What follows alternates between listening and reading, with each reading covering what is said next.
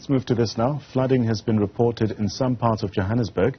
The emergency management officials said a wall collapsed on vehicles in Alexandra in the north of Johannesburg, but no injuries were reported. A vehicle was also swept away on the banks of the Jukskei River in Alexandra. Now, recovery operations are underway.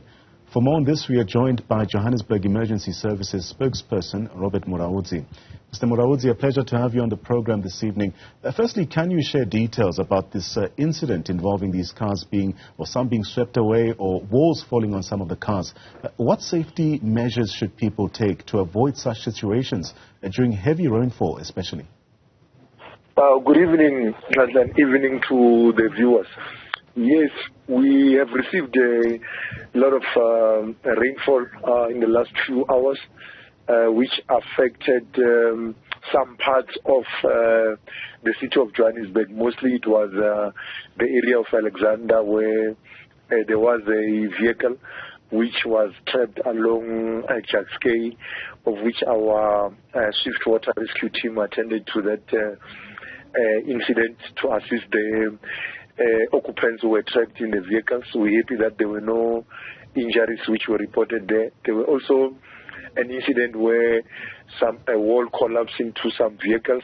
Also, there were no injuries in that incident. There was also another incident which was reported in the inner city along the Mabuneng area, where about 5 shops were reported to have flooded, and also there were no injuries which have been reported.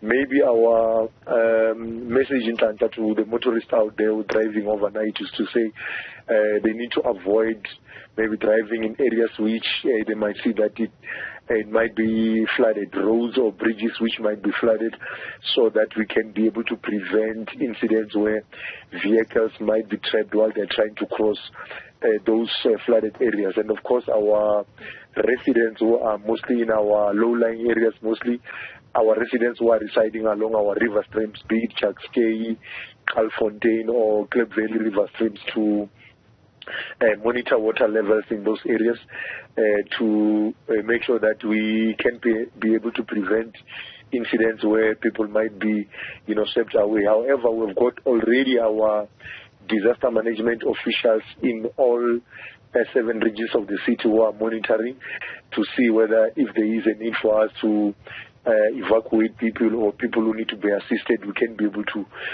assist those affected people. We also seen some visuals which are mostly posted along in most of our social media platform, talking to the area of Sweta area.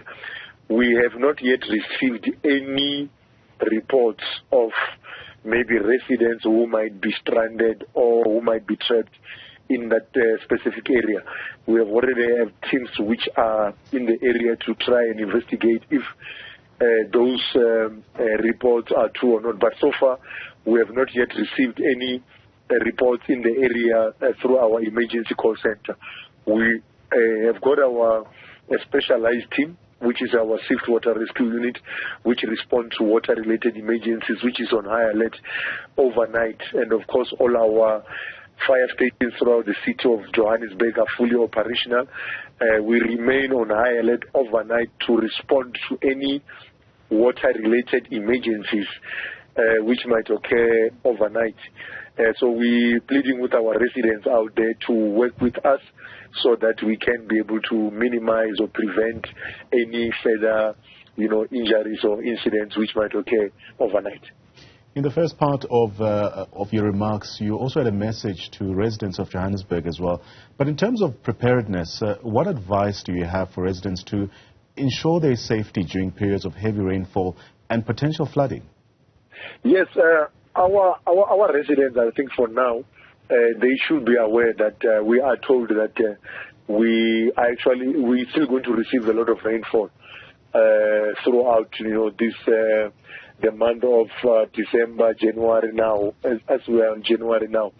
So we from our side, we anticipating weather like this. Hence, we have got all our teams on standby to be able to respond to emergencies. And also we are also intensifying our public education efforts through our public education unit to make sure that our residents, mostly our residents who are mostly residing in our areas which we know that they are, mostly affected when we have rainfalls, are, informed about the dangers, and also they are trained in terms of disaster preparedness as to how they can be able to evacuate, also be able to alert other, family member, community members in the area to be able to evacuate, because we have taken a strategy as a department, as a fire service, to say prevention is the future. So we are putting more resources on our community empowerment to make sure that our residents are empowered with, information and also the necessary skills to deal with, disasters. Like you know that we've seen a lot of incidents of, people who are being swatched away as and when they are conducting baptism rituals.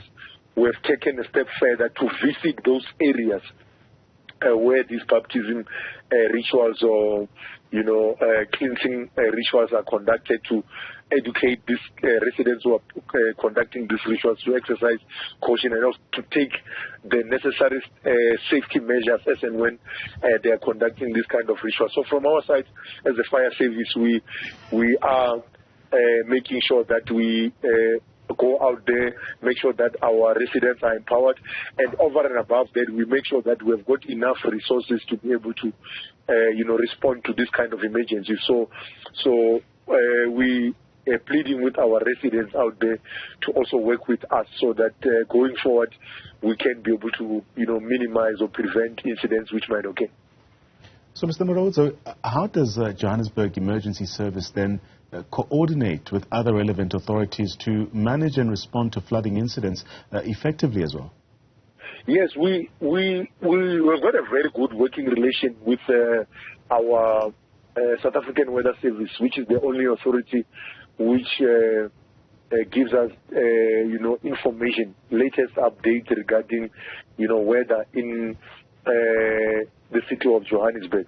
And of course, through our disaster management office, we are able to disseminate information to our residents to say, this is what this is the kind of weather we are anticipating, and it might also affect these specific areas.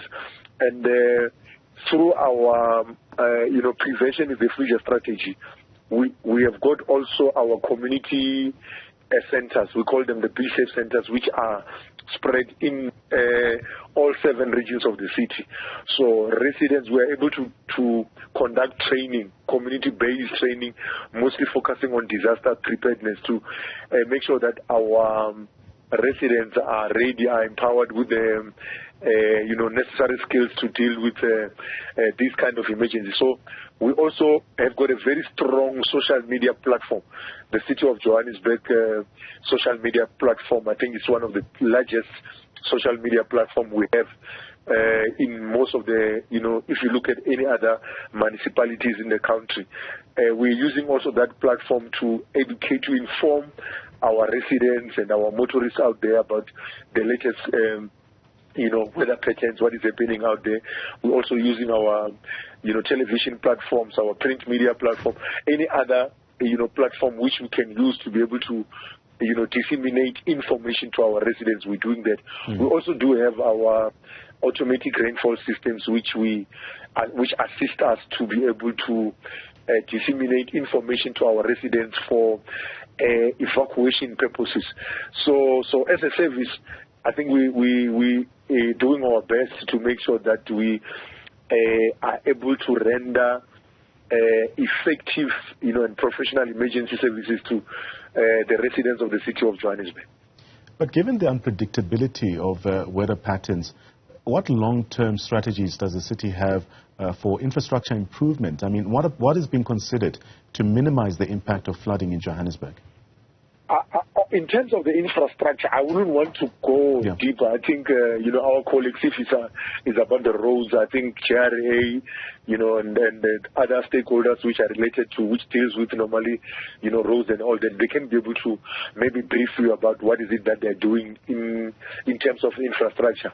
But from our side, we can only, give you feedback in terms of, us as the fire services, what is it that we are doing out there to make sure that our, residents are, empowered with the latest skills to deal with emergencies, and also, the public education efforts which we normally do. And of course, making sure that our staff members, if you look at our,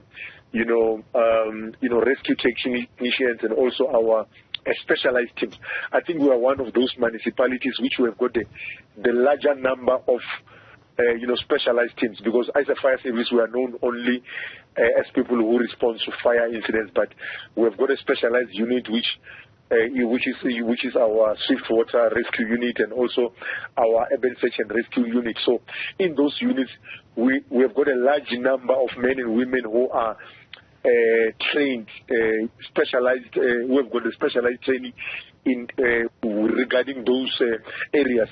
So we are making sure that with the latest trends which it's happening around the world, we are also making sure that we make sure that we are aware of what is the latest trends, and then of course the resources which are being used now lately, we acquire those resources so that we are able to respond